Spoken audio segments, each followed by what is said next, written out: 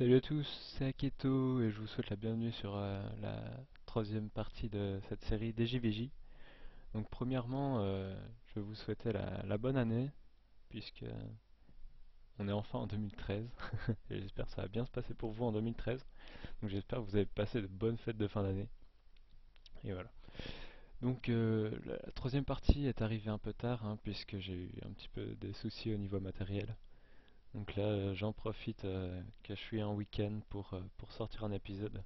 Donc cet épisode, il va pas être très bien préparé, donc je m'en excuse d'avance, mais il fallait que je sorte un épisode parce que ça fait longtemps.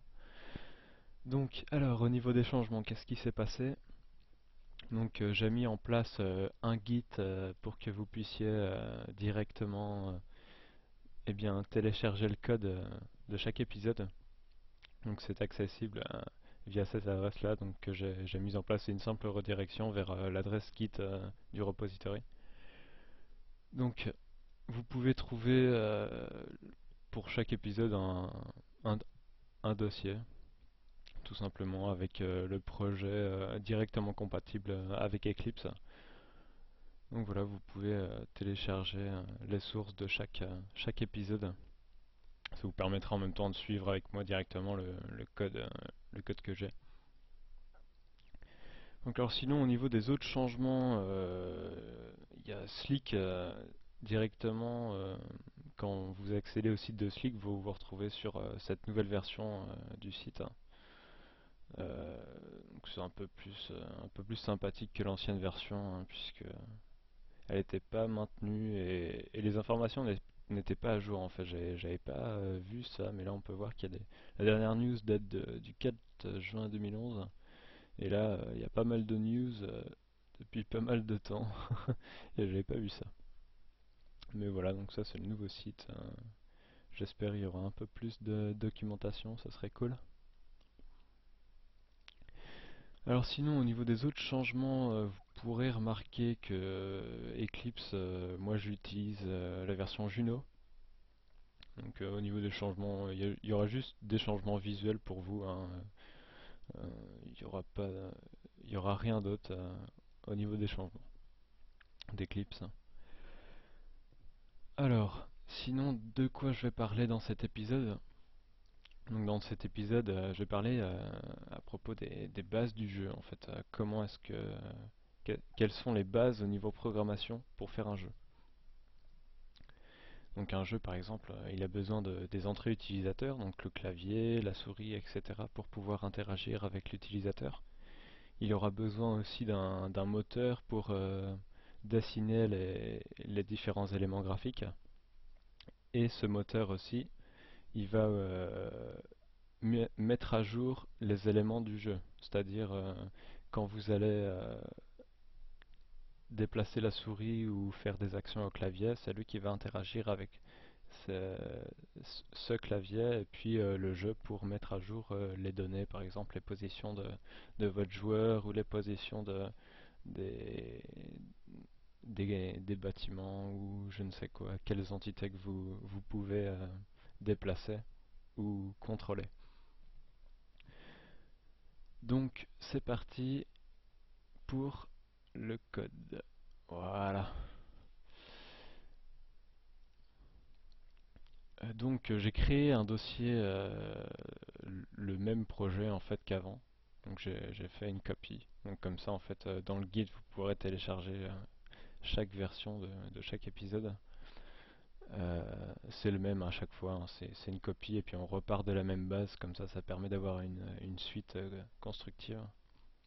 Donc j'ai créé un dossier res dans la racine avec une image dans un dossier IMG. Et c'est pour au début on va commencer par dessiner une image en fait, voir comment est-ce qu'avec Slick on peut dessiner simplement une image dans notre écran. Donc je vous rappelle notre écran a un petit problème déjà. Ah, excusez-moi, il faut que je change le pile pass. Euh,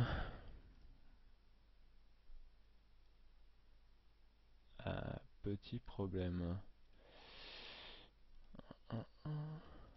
Ça marchait il y a 2 secondes.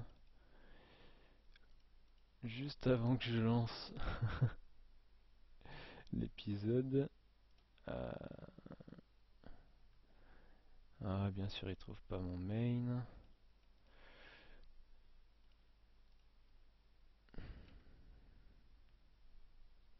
Mhm. Problème avec LWJGL. Bah, non, je crois savoir pourquoi. C'est les natives ici. C'est ça. Petite faute ici.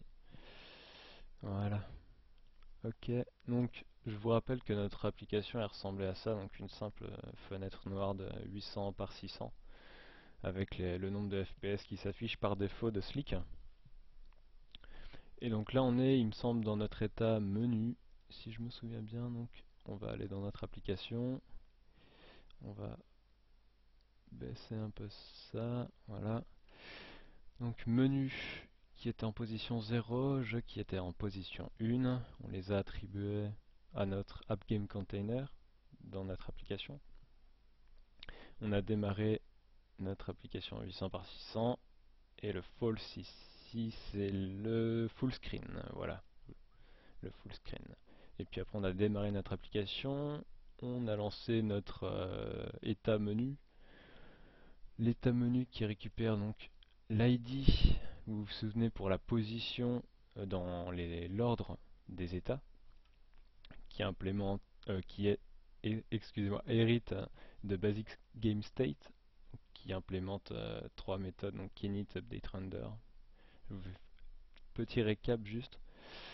Et on était rendu là, et puis on avait créé un état jeu pour exactement la même chose, mais on ne l'utilisait pas. Donc là, ce qu'on va faire, on va dessiner une image tout simplement dans notre état menu. Donc pour dessiner une image, je vais utiliser donc l'image que j'avais créée ici, .png. Donc c'est un simple point jaune et blanc. Et donc quand je vais initialiser l'état menu, ici, je vais créer cette image. Donc pour ça, je vais créer un attribut dans l'état menu, un attribut privé, parce qu'on n'a pas besoin de qu'il soit public. Donc un attribut qui aura le type image. Donc le type image c'est Slick il me semble qu'il le propose, voilà. Donc on importe la librairie, enfin ce qu'il faut pour les images de Slick. Et puis lors de l'initialisation de l'état menu, on va initialiser notre variable img, enfin instancier. Donc pour ça on fait img égale new image avec en paramètre le, le chemin de l'image. Donc dans notre cas là ça va être res slash img slash point png. Donc il reconnaît automatiquement le type, il me semble, et je sais pas si, ouais, si avec le png il doit reconnaître l'alpha, je me souviens plus. Donc là on a initialisé notre image et on va la dessiner. Donc pour la dessiner, si vous vous souvenez, donc l'update ça met à jour les données de, euh, de l'état. Excusez-moi, j'ai confondu avec Android. Donc update ça met à jour l'état et render c'est fait pour dessiner nos éléments dans notre fenêtre. Donc on va voir en paramètre justement cet attribut G donc de type graphique, ce qui va nous permettre de dessiner des éléments. Donc pour dessiner des éléments, tout simplement, on va utiliser notre image et on va faire img.draw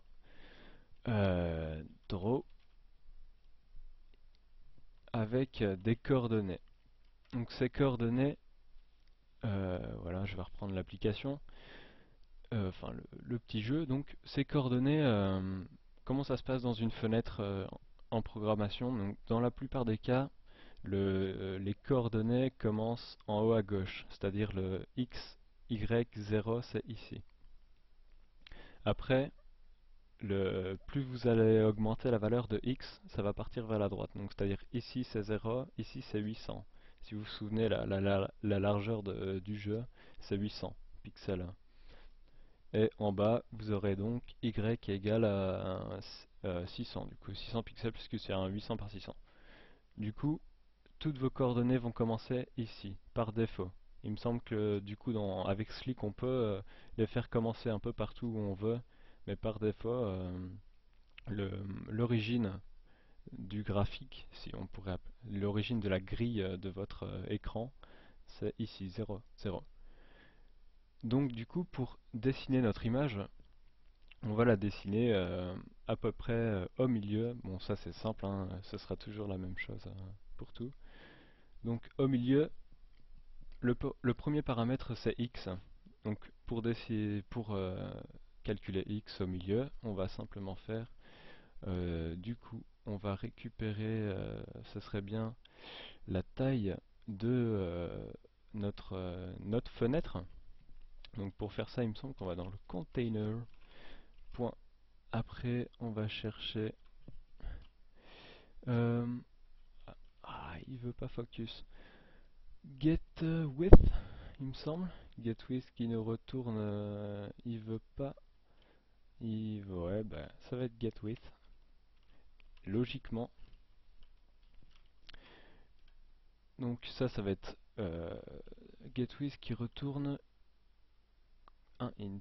Donc ça va être un int et on va utiliser w. Voilà.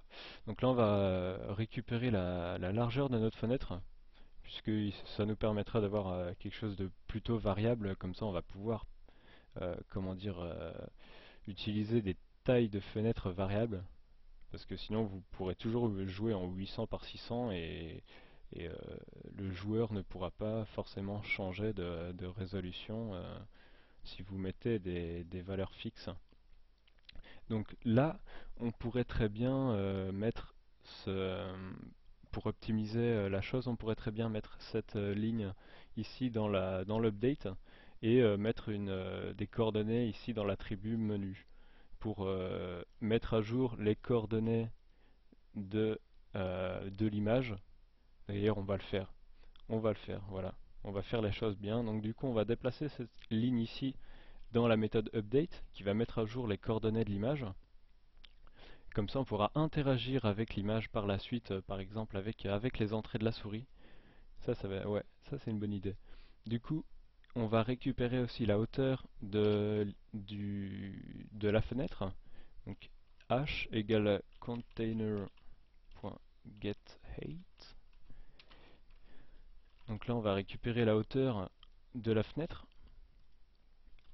et on va mettre à jour les coordonnées de l'image. Donc on va créer deux attributs de notre objet menu en privé aussi. Int into float ou int x, y. Voilà, donc ça va être nos deux coordonnées de l'image. Et là on va les calculer. Donc x égale w divisé par 2. Donc là, si vous voulez, je vais reprendre l'application. Donc on va prendre la largeur, on la divise par 2, on va se retrouver au milieu. Mais l'image ne va pas être au milieu puisque, si vous voulez, elle va commencer ici et elle va se dessiner. Du coup, elle sera un petit peu décalée vers la gauche. Du coup, on va devoir aussi récupérer la largeur de notre image pour que l'image soit centrée et que le milieu de la fenêtre corresponde au milieu de l'image. Donc pour ça, on va aussi récupérer la largeur de l'image et la hauteur de l'image. Donc pour la largeur de l'image, on va utiliser aussi un int. Je vais peut-être utiliser des floats par la suite, je sais pas, je verrai. Parce que sinon ça va peut-être pas être assez précis. Donc pour ça on va utiliser W2 par exemple pour récupérer la largeur de notre image. Donc on va récupérer getWidth et int h2 pour récupérer la hauteur aussi de notre image puisqu'elle ne sera pas centrée sinon. img.getHeight. Voilà. Donc là, si vous vous le rappelez, donc là, on va diviser la largeur de notre fenêtre par deux. Donc on va prendre le milieu de la fenêtre et il faut aussi qu'on prenne, donc on va enlever aussi la largeur de l'image. Donc W2 divisé par 2. Voilà, donc là on va se retrouver avec du coup un X qui va être un petit peu décalé vers la gauche au niveau pour prendre en compte la largeur de l'image. Et on va faire exactement la même chose pour Y. Donc du coup, on va prendre la hauteur de l'image, on la divise par excusez-moi, la hauteur de la fenêtre, on la divise par 2 et on enlève la hauteur de l'image et on la divise par 2. Du coup, ça va nous donner une coordonnée en Y un petit peu moins, comment dire, un petit peu moins, un petit peu moins haute, enfin, un petit peu plus basse en fait du coup pour prendre en compte la hauteur de l'image aussi.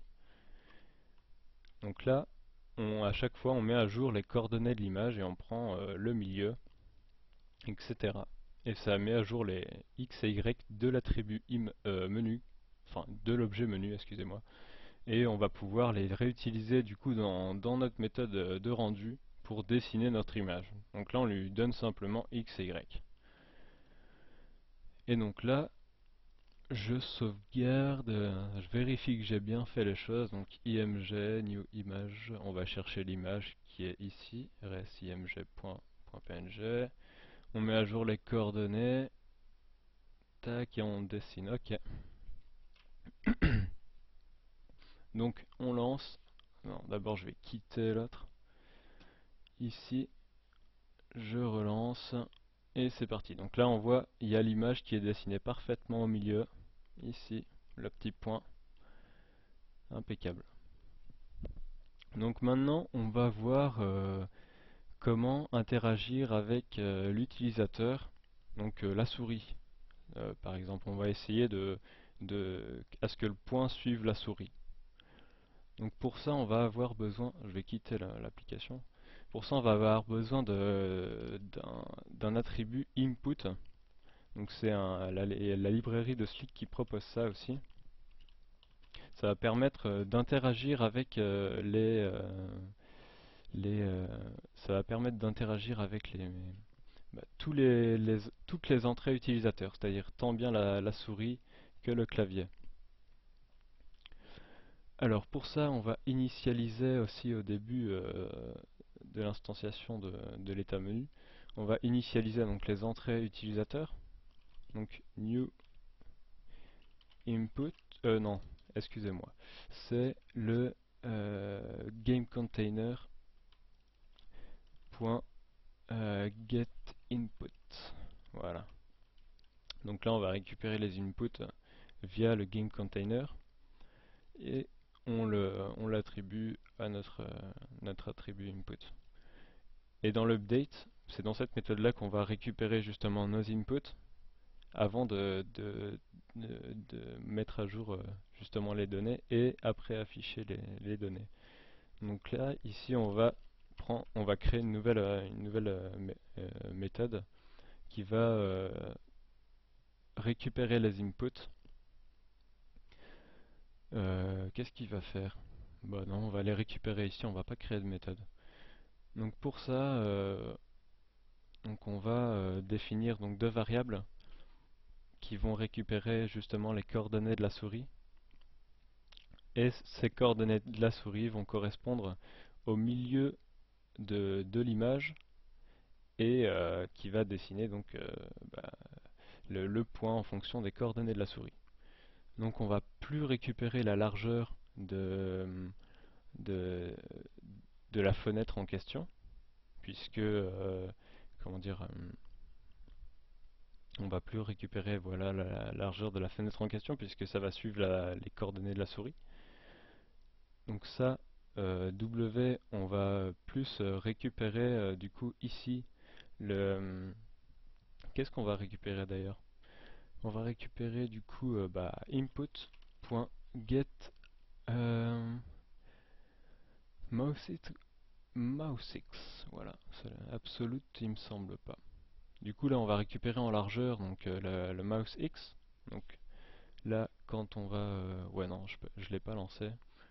Donc on va récupérer aussi le mouse Y du coup pour la hauteur. Pour récupérer les coordonnées de la souris dans notre fenêtre.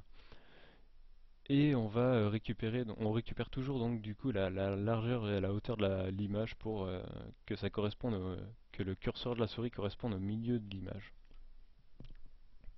Et donc là du coup on va pas diviser les coordonnées en X et en Y de la souris, puisque sinon ça va se retrouver avec du coup un, au milieu en fait entre la souris et le 0 en Y et en X. Du coup là on va pas diviser par deux la largeur et la hauteur ici. Donc on sauvegarde et on lance et là, magie. Mais est-ce qu'il va y avoir un petit problème quand je vais aller très près de l'écran? On va voir ça tout de suite. Non, impeccable. Slick gère très bien le... Impeccable. Parce que si vous voulez, je pensais qu'il allait y avoir un petit problème au niveau du rendu, vous savez, sachant que l'image en fait dépasse la fenêtre. Il me semblait qu'il allait y avoir un petit problème. Mais non, impeccable. Donc là, vous voyez, ça suit bien la souris est bien au milieu du point et impeccable. Donc voilà, c'est tout pour cette vidéo. On verra par la suite un peu plus des techniques au niveau de Slick. Mais voilà, j'aimerais bien avoir vos idées. N'hésitez surtout pas parce que toutes les techniques que je vais utiliser prochainement et tout le déroulement des autres épisodes vont se dérouler autour de quel type de jeu est-ce que je vais faire, sur quoi est-ce que je pars. Donc n'hésitez pas à poster des commentaires.